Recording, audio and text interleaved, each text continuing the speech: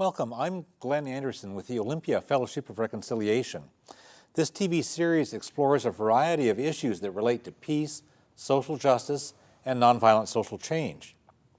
The public is cynical about government, and the public does not trust politicians. Voter turnout is low, and the long-term trends are still downward further. In such a climate, how can democracy survive? Many people who watch this program are working on a variety of issues, including peace, the environment, economic justice, sensible energy policies, and other issues. For many of those issues, our efforts are opposed by rich and powerful interests that contribute to political campaigns. Big money often overrules the will of the people. We, the people, are squeezed out from our own democracy. That kind of system is corrupt, and the public knows it. Fortunately, some people are working on solutions. They're working to change the corrupt system and the big money politics. No matter what other issues we may be working on, campaign finance reform is strategically important because if we can take the big money out of political campaigns, we can create a level playing field for working on all of the other issues. Campaign finance reform makes all other reforms possible. And that's what we'll be exploring in this program. There's an organization in the state called Washington Public Campaigns that is working to remove special interest money from political campaigns here in Washington State. We have 3 guests from Washington Public Campaigns, and they'll share their information and their insights with us, and we'll have a very interesting program. I'm happy to welcome Carolyn Cox. She's a concerned citizen with a background in journalism and media relations. She has a lot of knowledge about public funding of electoral campaigns. We have Chris Stegman. He's well known here in the community for being a skilled activist on a whole lot of issues, and he also is one of the leaders of the Green Party of South Puget Sound. He's co-captain of the 22nd Legislative District efforts of the Washington Public Campaigns. And we have Jaqui Brown-Miller, who is very active with the South Puget Sound chapter of the Alliance for Democracy. And that's an organization, it's a nonprofit group that challenges the powers and the abuses of big business, including big business domination of electoral campaigns. So welcome. I'm glad that we're all here, and I'm glad we get to spend an hour on this topic. Yeah. Could somebody just identify what some of the problems are that you're trying to solve? I did some of it in the introduction to the program, but who else can say more about the problems that you're addressing?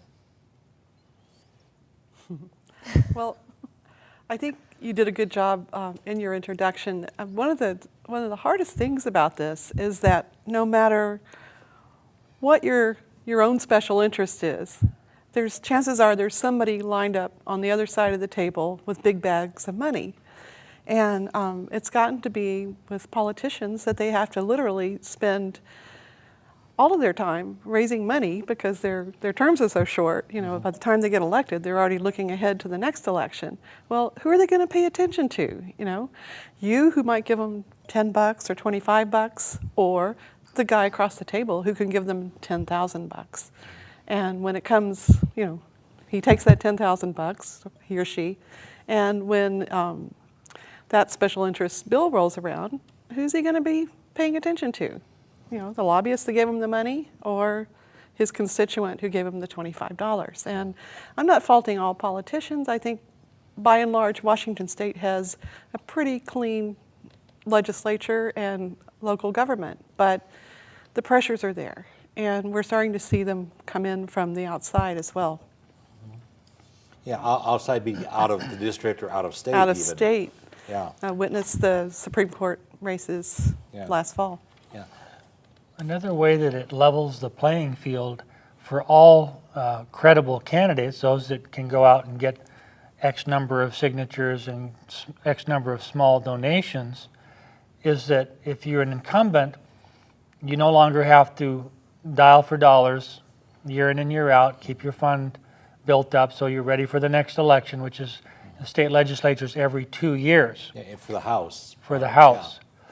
Right. And for those that are coming in to challenge the incumbent in the primary, or in the case of minor parties like the Green Party or the Libertarians, then it levels the playing field, at least financially, between the minor party candidates and the major party candidates, so at least they can begin to be competitive.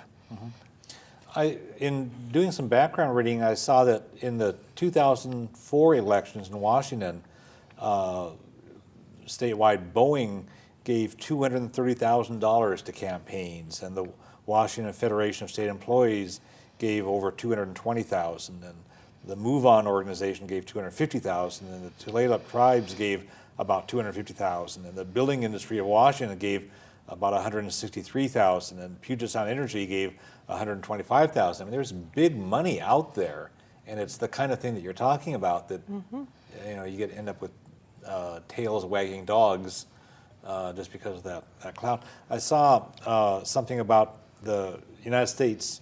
We'll be talking at the state level, but at the federal level, of course, it's very severe. And I saw something that said that the United States Senate had voted overwhelmingly against improving fuel economy standards in vehicles. And we know that's a problem for a whole bunch of reasons. The car manufacturing companies gave 3 times as much money to the United States senators who voted against that legislation as to the senators that voted for it. And so their investments in buying senators really paid off to the great expense of the consumer and the environment. So, I mean, you can see on these crucial votes where that goes. So the concept, you mentioned leveling the playing field. What we're here to talk about on this program is public financing of electoral campaigns. And could you explain, somebody, what your proposal is for leveling the playing field through public financing? Well, I would just sort of speak a little bit more about the problem in terms of democracy and sovereignty of the citizens. You know, when this great experiment in democracy was started, the United States, the Constitution says we the people, the sovereignty is supposed to lie in the citizenry. And presumably the citizenry wouldn't act against their own interests and drop nuclear bombs all over the place or facilitate global warming or something like that. And you were talking about the large businesses that donate money. The problem is that it seems like most of the money coming into our campaigns is from entities that have next quarter's interest in mind and not our long-term health as humanity. And so one idea is to create a system in which politicians who are elected have a way not to be dialing for the dollars to the large moneyed corporate interests, and they can sort of sit back and govern and participate with their constituents in governance and have the citizens be the sole source of the authority and not those who have money who are just concerned about next quarter's bottom line. So what are the basic principles or the basic concept of public campaign financing? Carolyn, can you? What's it about? Principles. Well, or the basic parts of it, or the basic workings. The basic workings are, I'll give you an example of some of the states that have done this. I'm going to run, say, for state legislature, and so I might have to go out and get the signatures of 200 people, let's just say for an example. And from each of those persons, I got $5. Okay. That's the money I would have to raise. Then that money... And that's to show that you're a serious candidate, not that just some flake. qualifies me as a serious candidate. Yeah. That money then goes into the central pot, if you will. Of course, there are other funding sources as well. Okay, let's say my opponent decides, and this is, well, of course, would be a very voluntary system. Mm-hmm. You know, you could either take public money and then only have that, or you could decide you're going to run with dirty money. Private funds. Private funds. But let's say my opponent outspent me considerably. You know, I would be given a set amount for the primary, but if I'm outspent, there are provisions in there where you can go back and, I think, was it 2 times or 3 times? Up to 3 times. Up to 3 times. Okay. You can Get match get money. matching Okay. money Okay. to offset. And then there are set amounts for the primary, and then if you survive the primary and go on to the general election, there would be set amounts Yeah, so the as well. process repeats for the general. Right. So what that means then is that the money that you would be running on if you were a legislative candidate would be money from the government, Right. and that means that your accountability is to the people. Right. While your opponent, who's running with private money, tends to be more accountable to whoever is financing his or her campaign. Exactly. Exactly. And I think, one of the really important things about this is that by having publicly financed campaigns, the citizens are driving the agenda, not the big corporations and the special interests. Okay. And we can talk some more during the program about some of the details and variabilities and options and things in there. And you mentioned it's voluntary, so this is not like government saying you can't do this. Right. It's saying, here's an option. So it's voluntary for the candidates to choose to opt into it.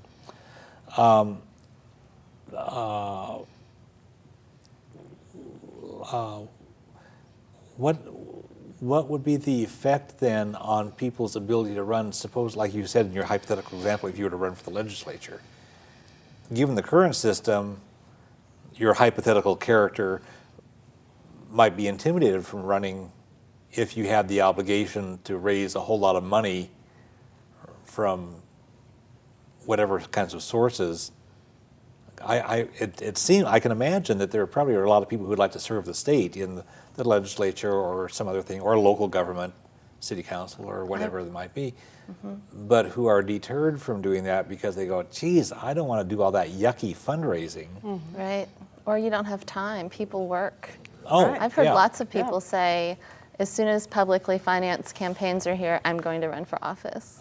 But I won't until then because I can't raise money, or I don't have a distaste for it. Yeah. I hate asking for money, So part of what your agenda is in promoting public financing of campaigns would be then that you can have a greater variety of people running for office, not just the wealthy or those who know the wealthy, but a Right. broader cross section of the population. In the states that have actually passed clean election bills in Maine and Arizona, Maine's the first, Arizona was the second, and they've had a few election cycles to try it out. They found that more people that would not ordinarily run because they couldn't raise the money do run, and they're credible candidates. They're farmers. They can be, social workers or whatever, and they don't have to necessarily be having never run before. You would think, well, I don't have a chance, but people are getting elected who are running for the first time, and sometimes incumbents are not being reelected because the voters don't see them doing what they want them to do. And so the money advantage there, where the incumbent, even if they're unpopular because of some of their policies, and the people may want somebody else, they tend to get reelected because they have 2, 3, 4 times as much money as anybody that came in to compete with them, especially within the major parties, because that's funded by the parties themselves, and they always tend to pick the incumbents versus the newbie that wants to come in and challenge the incumbent. Yeah. Well, we saw this during the most recent electoral campaign for U.S. Senate, where Maria Cantwell was the incumbent, but a lot of people didn't like her because she was supporting Bush's war, and other people from within the Democratic Party ran against her in the primary, and the Democratic Party really tried to close those people out because they were running against the incumbent from within the same party. And so here, what you're proposing opens things up because you don't have the same. Yeah, and it happens in the state legislature It would happen, races too, maybe less money, but the same phenomena. So that if you have a primary with 3 Democratic candidates, the incumbent, who usually has way more money than everybody else, because everybody else is starting from scratch. Yeah, and the incumbent already has a whole lot of contacts. Right. And maybe they've done favors for people already, so they have, yeah. And And what you're proposing, we'll talk about the legislation that you're proposing later in the program, but you're looking at things that pertain to state legislature or other statewide offices like Attorney General or Insurance Commissioner, places that would have the potential for conflict of interest. Lands Commissioner runs forest land and has huge potential for conflict of interest with the timber industry and so forth. No kidding. And also for local governments, you're looking at that, and you're looking for judicial races. So it's the concept is widely applicable, and at the federal level too. You could do that for Congress. Yeah, if they that's can do Your that or not. organization's We're- not doing it, Yeah. but the That's in theory the- would pertain. Right. That's in the future. I think after Yeah. enough states pass Yeah. it and implement it and show how well it works, then Yeah. hopefully there's a sea change in the future Yeah. in Congress as well as the presidency. And that's what happens in our country is the states are sort of the experimental places, and Right. if something works in a number of states, then it becomes a viable federal policy as well. Right. Well, what we're finding in other states too, I think correct me if I'm wrong on these statistics, but I think in Arizona, in Maine, 75% of the legislature now is elected on clean money. Yeah. And it's a pretty good split between Democrats and Republicans. And then in Arizona, about 55% plus the top 10 or 11 positions in the state, including the governor, are elected by clean money. And it's funny, I watched a show on PBS about this, talking about a Republican candidate in Arizona. And so he's an incumbent, and his challenger is also running on clean money.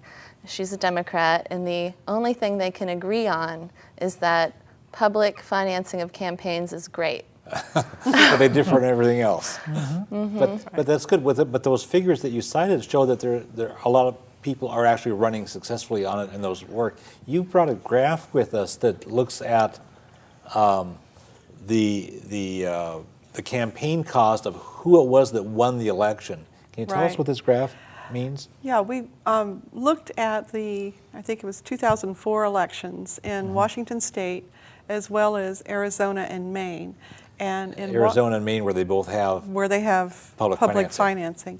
And in Washington State, over 90% of the candidates with the most money won the races, as compared to the other two states. There was a much lower Yeah. percentage. Yeah, and you tracked it for the House races and the Senate. They show up in different colors on the graph. Right, House and right. Senate, and then Arizona and Maine, House and Senate are the bar graphs are Right, there. exactly. So what you're showing there is that in Washington, money is a much more of a major determinant as to who's going to win, whereas in Maine and Arizona then, since those bar graphs aren't as tall, Right. it shows that money is not as much of a factor. So the people are deciding on other issues like who's actually the better candidate. Right. Or So- money becomes a factor in the opposite way. What we Exactly. understand from the other states that have this is this phenomena occurs where who funds your candidacy becomes important, and you can actually turn it into a campaign issue. Well, my opponent is getting all this private money. Who's he going to be obligated to? And the more money the other candidate, the privately funded candidate, spends, the more you can say that, and so taking all that private money can actually become a liability, and that's what we want. Yeah. So it's out there and it's very public, just like we have the voters pamphlet where people can look and compare their stand on the issue. And what this would do is actually help people make decisions based on where the money's coming from as well. Exactly. good. And you raised the federal example. I saw an article very recently that said that if you want to be a serious contender for president in 2008, you have to have $100 million. And every single one of the major contenders that I've heard about so far has declined the federal matching funds that would put some restrictions on what they could spend. So, I mean, it's just huge So money at work. So the presidential frontrunners are all relying heavily on the big money and not the little dollar checkoff on your tax form. there. Exactly. Yeah, the fundraising machines So- that every candidate has to have before they can get elected. Yeah. They So just keep it in place for the next one and the next one. yeah. Right. I noticed in some reading I was doing, when you look at the other benefits of this, that in Maine, after Maine adopted the clean election law, Maine and Arizona both got it by initiatives. In one of, I think, Maine in 1996 and Arizona in 1998 or something like that. But after Maine did that, and they had enough legislators who were accountable to the public and not to the big money interests, they were able to pass legislation limiting prescription prices and doing some other really good reforms that the public wanted, but the public could not get before. They So were there- able to things are- stare down big pharma. Yeah, yeah. The pharmaceutical industry, the health insurance industry. Yeah. So we would see a drug industry, yeah. We'd be seeing big changes in policy and the laws if we had this. What would it cost? How much would this kind of thing cost? Much less than you'd think.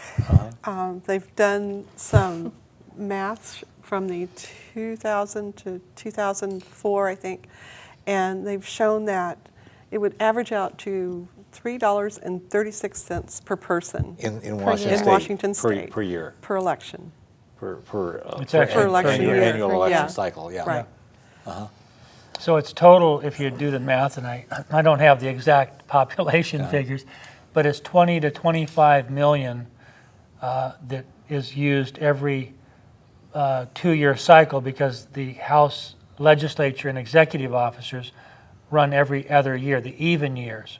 Well, So the- 2000, 2002, 4, yeah, 6, yeah. 8. Well, the statewide, like Attorney General and Insurance Commissioner, those are like 4-year cycles. Right, but the House legislators, members are right. 2, and Yeah. then the Senate is 4. Right, and yeah. so it's spread Right. out. Yeah, yeah. And this is based on the assumption that if all offices, candidates for offices in the legislature and executive ran, it would cost this much. Yeah. Initially, you start with maybe half of them No, running. it was 75%.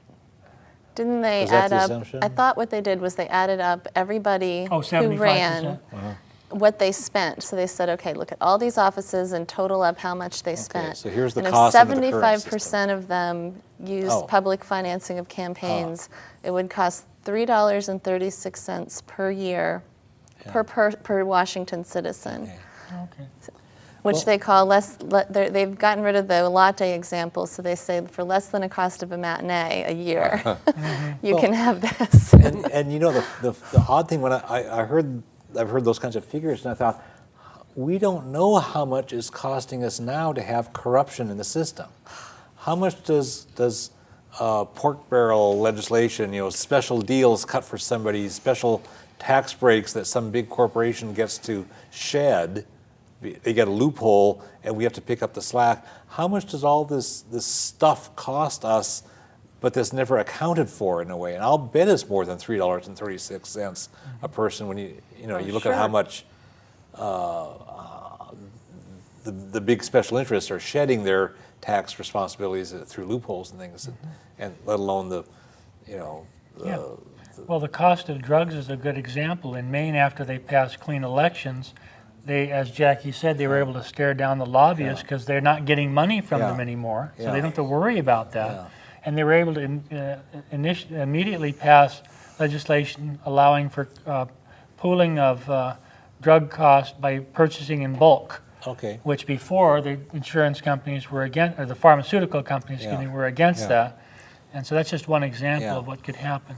Yeah, it would be interesting for all the issues that we and the people watching the program are working on to think, what would the difference be? Like if somebody's an environmentalist, what would the difference be if the legislators weren't taking money from, I won't name the corporations, but the corporations that are the big money donors, or the industry groups and so forth.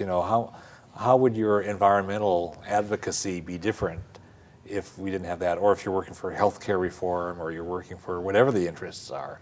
It would really be exciting to play with that. Well, I mean, I would just add to what you said that you really need, as a society, to put your money where your values are. And if we value our ability to have freedom and self-determination that's not inhibited by big money corrupting our political system, then we put our money with our democracy. And $3 a year is a good investment, I think. Yeah. How would this be paid for? What are the possible ways of paying for a clean election system? Well, the examples of Maine, they use the general fund. Okay. And it's less population, it's less cost than ours would be. I think it's between 10 and 12 million, something about half as much as ours, or less. In Arizona, they use a combination of things. One is a 10% surcharge, or whatever the term might be, on speeding tickets or traffic fines like that. And then there's other sources as well. That's one of the largest funding sources. In our state, the current bills they're still going back and forth, revising the bill, and they haven't come up with a specific funding source yet. That's as of the There's date that debate. we're taping the program. That's right. We'll see what happens by the time people Yeah, by the are time watching you're watching this, We'll we'll be watching probably it throughout know. March, but Yeah. people know. I can imagine somebody saying, what about these frivolous candidates? You look at the ballot and you have all these, who the hell are these people? Mike the kind of Mover? frivolous. I don't want to mention names, but there are people who just run because they get a kick out of running, or they have some axe to grind or something, but they don't have a serious chance. What about the concern about that? And maybe it goes back to what you had said at the beginning. Why don't you summarize what you're... About having to go out and gather the... Yeah. Tell us some more about how that would work. Well, the legislation will define, depending on the office that you're seeking, obviously, the lower down the food chain the office is, the smaller number of signatures you'd have to gather. Yeah. But by the time you're looking at governor or statewide office, you're looking at maybe gathering 10,000 signatures. And small donations. I think $5 is sort of the suggested targeted amount that you would have to. So you have to, put some serious time and effort into not only getting a signature, but the money too. And the two go hand in hand. So if you can't persuade me that you're a serious candidate, I'm not going to give you my $5 and I'm not going to sign your petition. Okay, and so that means that the people who would qualify for this are people who are well organized and competent enough and persuasive enough and effective enough, viable as candidates, because they've gotten some specified number of signatures and raised that specified number of dollars, from enough people. And it's the people who are vetting you to begin with, whether you're, it's the people who are saying whether you're a serious candidate or not. Right. So. Okay. So that would mean that these frivolous candidates wouldn't be tapping into this. It would be the people who actually have shown that they're viable. Yeah, and Most if you're a serious independent candidate that doesn't want to identify with any party, or a Green Party, Libertarian, or whatever else might come along, you have to, if it's a legislative race, you have to get it in your district. If it's a statewide race, you have to get it statewide, and as Carolyn said, it's much higher threshold. So you have to have an organization the higher up you go. Yeah. Now locally, you might be able to do it. I could go out there and just say, I'm going to get 250 signatures and $5 donation. Well, I hope I know enough people, or I could convince enough people to do that. But you'd have to be a serious enough candidate to do that to get on the ballot. Yeah. So that takes care of that concern. What about the argument that says, gee, I don't like a lot of those politicians. Why should I have to pay through the government to support a number of candidates when there's really only 0 or 1 of them that I like? What about that kind of an argument? Well, there's 2 answers to that. One, you're paying anyway, whether you realize it or not, for the candidates you don't like. And 2, In what way? Just from the cost of running an election? corrupt system. Oh, for the corrupt system, Right. And the other is that I think you have to liken it to the First Amendment. I don't particularly like what Rush Limbaugh has to say, but I'll defend to the death his right to say it. So I think if you're trying to clean up the system, then the money has to be available for all candidates. And actually, there are some overhead costs in running the election. Yes. And printing the voters pamphlet and so forth. We don't say, I don't want to spend money printing the voters pamphlet statements of the people that I disagree with. I mean, the idea is you get them out there and let the voters decide. Right. And I think the other thing is that you can kind of look at this as a tax that's paying for a working, functional democracy. It's similar to a tax that pays for working and functional roads. You wouldn't say, well, I don't want to have my highway taxes done because I don't want to pay for Route 22. Yeah, because I never drive on Because that I don't one. like it. It's wacky. It's a fringe Well, road. well, or it's not in my neighborhood. I never drive on that. And it's the same So, thing with yeah, candidates. yeah. The money goes into a big pot of money, and if you are a candidate who opts into the system and gets your 1,000 signatures or whatever from 1,000 people who will give you $5, then you get a certain amount of money to run your campaign, and off you go. And it's non-discriminatory. It doesn't matter whether you're Republican, Democrat, Green, or whatever. But once that tax money goes into the system, it's a general fund thing. It's Yeah. not like I'm supporting a candidate I don't like. Yeah, yeah. We earlier mentioned the issue that I think some people would raise about what about rich candidates who can either finance their own campaign because they're so rich, or they have a lot of rich friends who can donate. We talked about that before. Is there anything else you want to add to that? Well, once you opt in, you're not, let's say you're a millionaire. If you opt in, that's all that you can take. You can't also go get your friends' money to spend. Okay. You're For limited. for that election cycle.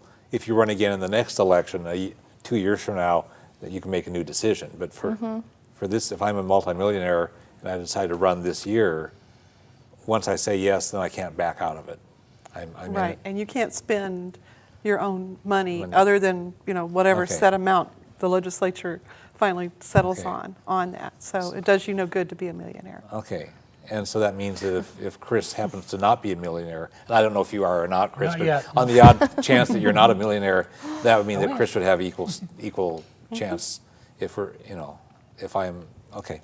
Well, the thing is, if you decide to run with raising money privately, Yeah, like they do now, yeah, and I choose to run as a publicly funded candidate, and you have way more money, and you're just pumping it in there, the matching funds tries to keep That's up with right. that, and then independent expenditures, you might hire a PAC or find somebody that wants to help you, so they put in $10,000 of ads every week for the last 2 months of the election, so that and you have to report it.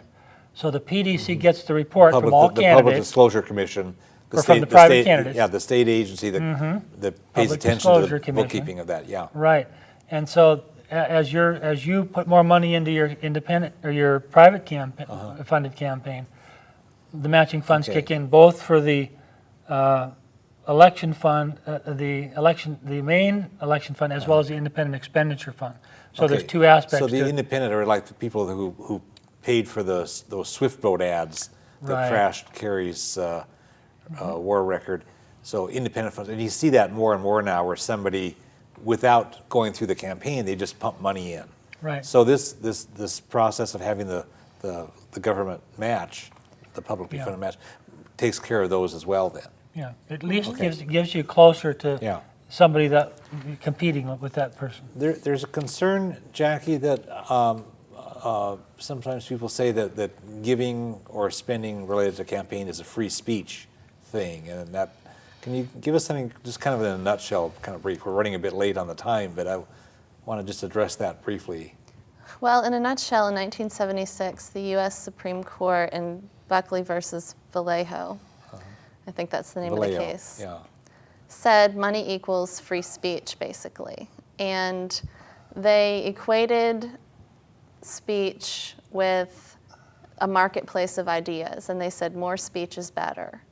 And therefore, especially with political free speech, it's very difficult to limit that through campaign finance laws. So it's difficult to have effective campaign finance laws because money equals speech. There's this laissez-faire marketplace of ideas where the more speech is better.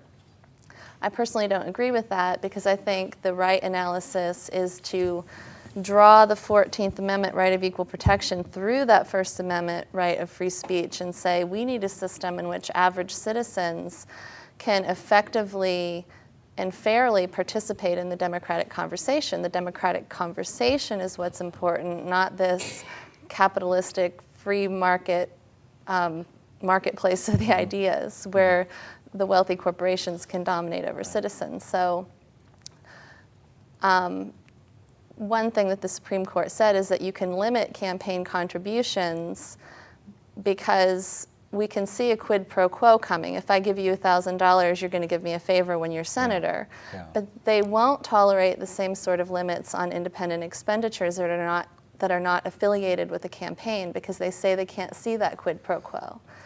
And that's sort of the free speech issue around campaigns in a nutshell. But what you're talking about, your efforts to have public financing of the campaigns, is a voluntary thing.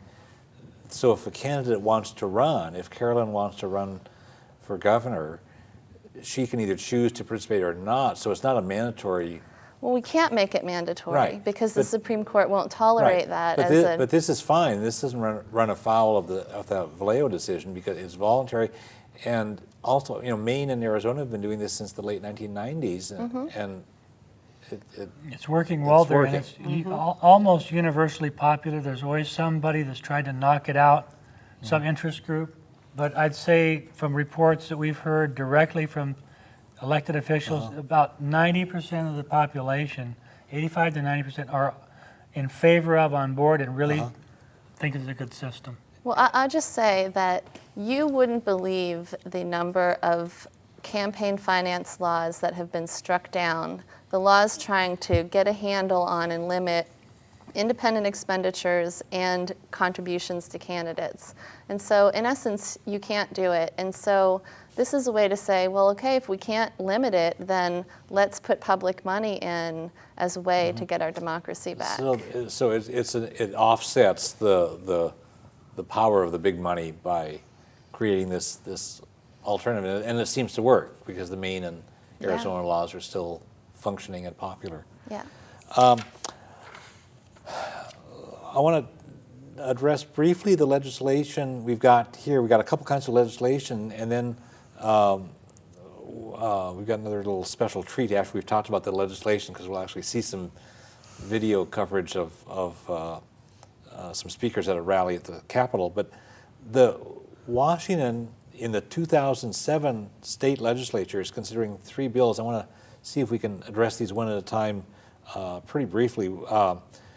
Their House Bill 1551 and Senate Bill 5278 would allow cities to offer public financing for city elections. And could somebody mention that in a pretty small nutshell? What's going on with that? Well, What's the sense of it? Why? Why do we need that, I guess? well, it's one more option for cities. And again, this would be whether they choose to or not. It's totally an opt-in thing. But it levels the playing field for city council candidates. And there was some law that was not allowing that. Is that part of it? It's trying to fix something that was in another law that says you can't do it? Right. Currently, local governments are absolutely banned from having their own publicly financed campaign programs. And this would give them the opportunity to pass their own laws and create those programs if they wanted. Okay. And Seattle used to do it up until '92 when Yeah. that law was passed. I read that Seattle was the first place in the country to offer that at the city level, That's true. which is pretty Right. cool. And I noticed in my research for this, the League of Women Voters is supporting the local option bill. And again, it's a permissive thing. If the city wants to, they can choose it. There's also a pair of bills, House Bill 1589 and Senate Bill 5226, that deal with campaigns for judge positions, judicial offices. Could somebody address that pretty briefly? That would address the state Supreme Court and the state appellate court only. So it wouldn't be It's not the local county, judicial not Superior Court at the county level. races. But Right. okay. But the same principles would apply. Yeah, and that's the governor's bill. It's known as the governor's bill because Governor Gregoire was the first person to step out after last year's elections and say, we need some public financing for judicial races. So we were just like, wow, this is great. Yeah. This will really help us out in terms of if it can start there and people can see how it works and understand Yeah. it, then it can expand there to a comprehensive level. Yeah, because I think the public statewide was pretty much grossed out by all that out-of-state money that came in at the Supreme Court. It's a big election. wake-up call. It really was. Yeah. And the Washington State Bar Association and the King County Bar are both supporting that legislation. And So that's just a 6-year pilot program that legislation would create. okay. So try it out, and after 6 years, they can decide if it works, we can do it permanently, or otherwise let it go. Okay. The other legislative effort that you're pursuing, that your organization, the Washington Public Campaigns, is what's referred to as the comprehensive bill. And could somebody tell us what that is? Well, we've reviewed it before, but it covers all state legislative offices, House and Senate, Okay. and it covers all executive statewide offices, from the governor down to the lands commissioner and Insurance commissioner and all Insurance those. and all Okay. superintendent of public instruction, et cetera. Okay. So and it's using those kinds of principles and processes that we've talked about.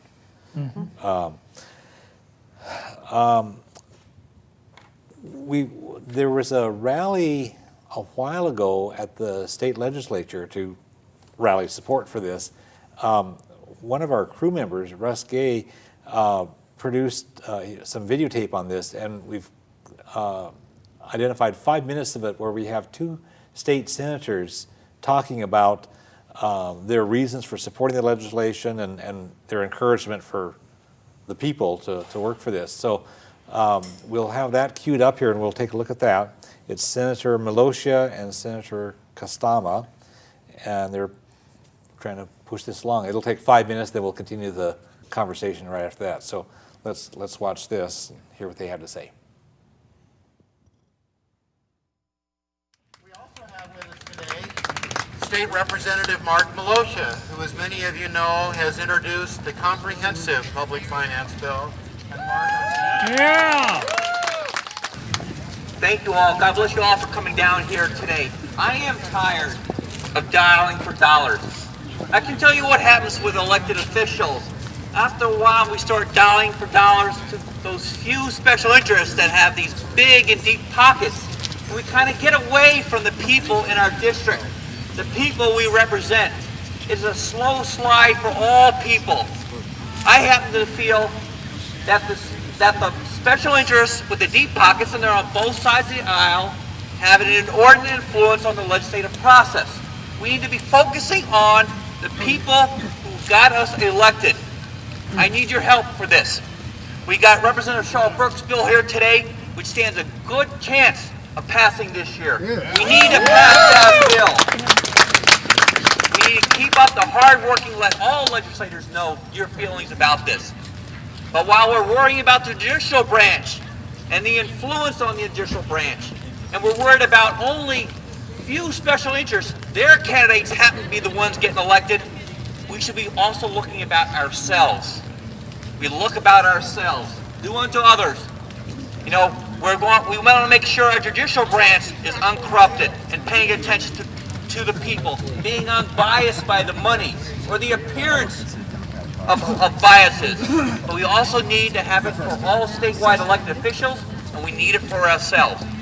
I'm committed to working for that. Make sure our state has clean elections like Arizona or Vermont or Maine. Talk to those officials. Democrats and Republicans alike agree it's a better system, a fairer system, which enables them to work for the common good of all people rather than the people who brought them there that particular election. Now with that, keep up the good work. Let's keep fighting this and bringing our numbers up and up each year. We're finally matching what is done in Arizona and in Maine. Thank you all very much. we've got another clean elections champion here today. State Senator Jim Castema from Puyallup from the 25th District. And thank you for being here today. Today is a very important day. I can tell you that behind the halls here, there are many people who support public financing and campaigns. But I have to tell you, there's a different step from supporting it and actually putting it in place in the legislature, and you can make a big difference today. I was a part of the group that met with many people in Washington State on public financing and campaigns when we brought forward people from Arizona and Maine. And I think one of the stories was so appropriate. A person talked about someone going before FDR at one time and saying, we have this clause, do you agree with us? And FDR said, yes, I agree with you. And then they asked, what do we do next? And he said, force me to do it. The truth is, there are a lot of competing interests down here. There are many things that occupy our time. You've got to bring this issue front and center. I have been down here 10 years now. I served in the House for 4 years, and the rest of the time I have served in the Senate, and I can tell you that there's nothing more important than this legislation. People often look at the decisions that we make, and they criticize the decisions, but they never look at the system that we have, that these politicians, my fellow colleagues, exist in. I have to tell you, I think they're some of the best people that we have in Washington State, but I think we are in a system that does require, I think, people to make compromises that in fact compromise the public's wishes. And I think that we should keep our sight on the fact what we truly want is a representative democracy. That is what we want. We want a true representative democracy. And in doing that, we always should keep our eye on that particular issue of representative democracy and how we get there. Public financing is one more step of getting closer to a true representative democracy. Thank you for being here. Okay, so that was from two people who are right in the midst of it, and even though they're incumbents, they see the value of this for the value of democracy. So I thought that was really good to be able to share with folks. The organization that all three of you have in common is Washington Public Campaigns. Could you describe what you're about? You're focusing on this issue, right? Mm-hmm. The legislation and the issue in general. Right. And Well, there's three bills that we're promoting, the Right. local, judicial, and comprehensive. Right. Two out of those three stand a good chance, the local and the judicial. Okay. But the comprehensive, not likely. It's too big, it's too much money, they haven't got it in the budget, and so it usually takes, push for another year, maybe in the third year, and after next year's session, if the comprehensive isn't passed, there is a discussion of planning to do a legislative initiative. Okay. That means that from the end of next session, 2008, till December of 2008, we'll be gathering signatures. Mm-hmm. Bring it back 2009, put it on the ballot. The Washington Public Campaigns has a website that I've visited a couple times. I find it very informative. There's a lot of good stuff. I've read, I think, everything on it, and printed out a number and found it has a lot of good resources that explain the kind of information. They have information about how it's going. They address the kinds of questions that we've been addressing and more. So I would invite people to check their website. It's www.washclean.org. So that's a funny, for those who are pun-oriented, washclean.org. And then we have local phone numbers. Thurston County, TCTV covers Thurston County. Mm-hmm. And so within the 22nd district, which is a large part of Thurston County, people can call 360-705-3528. That's your phone. Mm-hmm. For those in the 20th legislative district, which is part of the southern part of the county, it's odd district lines. 20th legislative district, people can call Jackie at 360 area code 236-9684. So. Those are both local numbers. Right. If you live in one, if you know which district you're in, you can call one or both of us. We'll know. You probably have to leave a message because I'm never home. That's the reality. You're at the TV studio I'm always home. No. No. But anyway, I really appreciate what Washington Public Campaigns is doing. It seems to be well run and doing good stuff. How could people help? I know that you have a lot of different needs, and we've got relatively few minutes left, so we don't have time to detail everything. But what kinds of things are you drawing upon from volunteers? Speakers training is one. I need help in the 20th Legislative District, organizing people who want to get involved and go to coffee houses where audiences are brought in and give little talks or show the little 15-minute movie to their friends in their living room and explain it. That's the little thing that Bill Moyers narrates about kind of the whole concept of public Yeah, financing. Yeah, so it's a sort of at a national level, but Right. it's applicable to Washington's Right. campaign. And then people can go to the Wash Clean website, get on the listserv if they have email, and then they can be told where and how to plug in during the legislative Oh, good. session. Okay, Right. all right.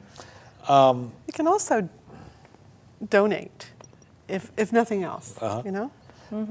You've been out doing speaking engagements and raising the issue. What kind of responses are you getting from people? Incredibly positive. People are ready for it. They really are. Well, the Wash Clean group had 700 people 2 months ago, and now they have 2,100 people. Okay, so it's really taking off as people hear about it. And I imagine a number of the people watching the show will want to get involved because it just seems like such a timely thing.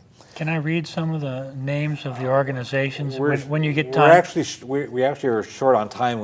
Okay. We'll have to trim some things down. But There's a lot of but statewide it's a good mix, and I've seen more support from different things, including, like we mentioned, League of Women Voters and Bar Association, and a lot of different people AARP. have their angles. Cool. Are there other things that we need to say before we get into closing statements? All right, well, we should put in another plug for the website so that people get that, because it's so good. www.washclean.org, and lots of good information there. And then by phone, if you're in the 22nd district, 22nd legislative district, 360-705-3528. In the 20th legislative district, 360-236-9684. And you've got contacts in most of the legislative districts in the state, don't you? Isn't that what I think at saw? least 40 out of 49 are organized with, efforts in the others to get So if somebody is organized. seeing this tape, if somebody had taped it and shared it with a pal in some other part of the state, if you're in Chelan County or Whatcom County or King County or Spokane, whatever, you'll have, the odds are that there's somebody working in your county to help move this along. Yeah. And if those watching are a member of any kind of organization and want us to come and give a video presentation, the Bill Moyers video is the one that we use usually, and then give a presentation of information and answer questions, we'd be glad to do that, so Yeah. please give us a call. Yeah, well, Set and that this TV program is a form of your outreach, and we hope people will make a copy and share it around. It's the kind of thing that appeals to people. A lot of these movements that come out of the grassroots are the kinds of things where people get together in somebody's living room, watch a video, talk about it. You got like 5 or 6 people, and that's enough to get something going. And then they It's all write amazing. a letter to the editor. Yeah. That's something Yeah. you can do. So that's, I mean, this has that kind of feel to it where people say, this is what we need. Right, and it can be as simple as that. We have copies of the video. If people want to have a house party with a few Yeah. of their friends and can borrow it, Do that. absolutely. And you've got resources, other resources as well. Let's see. We've covered a lot of the stuff. There's this sense, I think, of how much you get like at the legislative level or even at the city council, if this were to be done at a city level, there are all these competing interests. Everybody says, I want my interest represented, I want my interest represented, I want my interest represented. Everybody has their own different thing. And what's cool about this is this really serves the public interest because it's designed to represent, the whole population. It's the common good. Exactly. And that just really takes care of the special interest emphasis. You have something?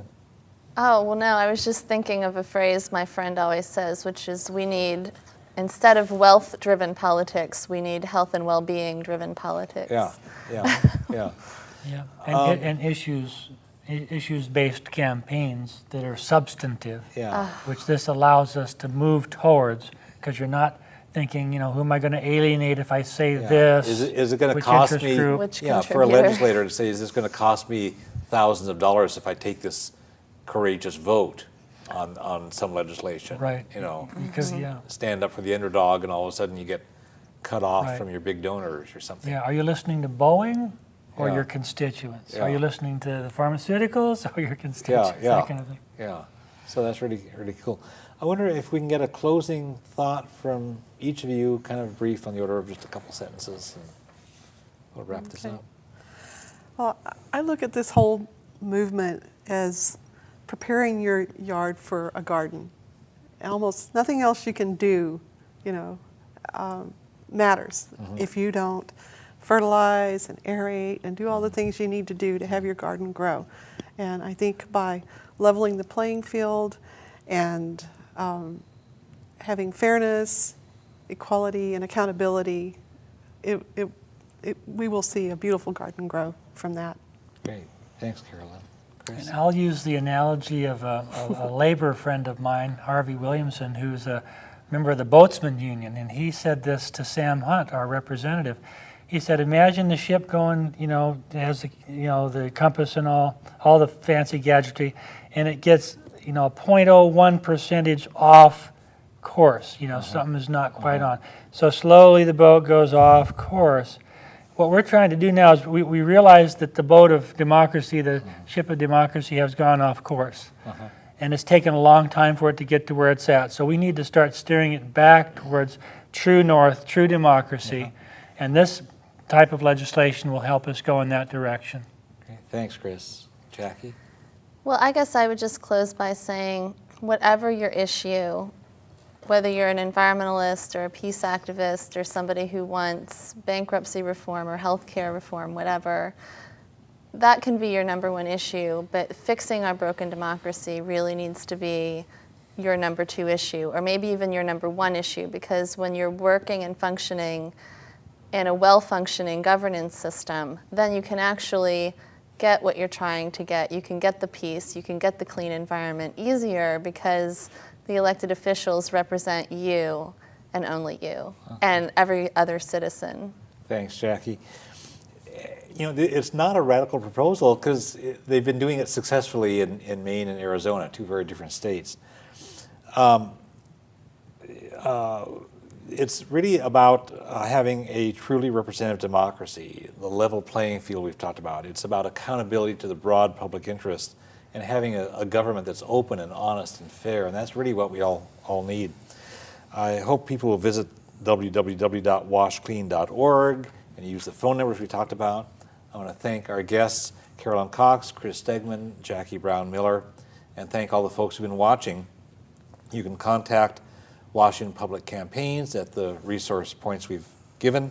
You can also, for any kind of issue, information and referrals, contact Olympia Fellowship of Reconciliation, 491-9093, or visit www.olyfor.org. We're all one human family. We all share one planet. We can create a better world, but we all have to work at it. And the world needs what you have to offer. Thanks.